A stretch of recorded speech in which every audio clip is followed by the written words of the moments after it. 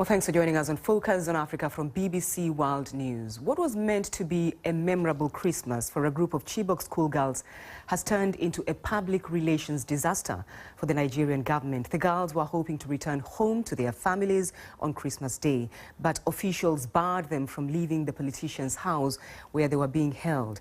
And parents have told the BBC that they weren't even able to take photos with their daughters on their visit. Now, the group of 21 girls have been in government custody since they were freed in October following negotiations with the Red Cross. Their rescue came almost 3 years after they were captured by Boko Haram from their school in Chibok. President Muhammadu Buhari has repeated claims that were made earlier this year that Boko Haram has been crushed and driven out of their last stronghold in the Sambisa forest. But for many Nigerians, and particularly the families of these girls, there are still many unanswered questions about the government's handling of the schoolgirls' kidnapping. The BBC's Naziru Mikailu has been speaking to President Buhari's spokesman, Femi Adesina. He began by asking when the girls would finally be allowed to return home to their families. It's not as if they were kept in confinement. No, the rehabilitation process is on. That's why they are still in the custody of government, so to speak. You know, the rehabilitation will be physical, it will be spiritual, it will be educational, it will be at different dimensions. So the rehabilitation is on, and that's why they are under the custody of government.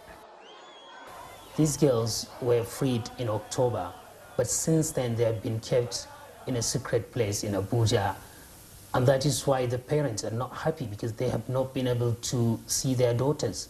What is the government doing? Why are you holding them? I don't have that information that they were not allowed to see them. If they wanted to see them, they could. Some people must see this as a PR disaster, one after the other, for the government, having succeeded in freeing these girls, and now this is what is happening. I don't call it a disaster, except you choose to call it so. It's not a disaster. It's not a disaster. What we should rather see is the fact that these girls were released to the Nigerian government. They have been undergoing rehabilitation. Now it's a festive season. They were allowed to go and join their parents and families. There was some overzealousness from the security end, and it's been sorted out. I'll rather leave it at that. It's not a disaster. Will these overzealous security forces be prosecuted for what they have done? You know how security works.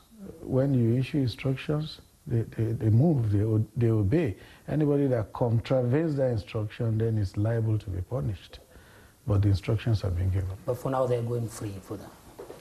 Yes, but you know that it's going to be a controlled freedom, because security has to be maintained around the clock. Yes. Do we have an idea of when the remaining Chibok girls would be freed? If this was within man's control, all the girls will be freed. But they are strictly not within the control of the president.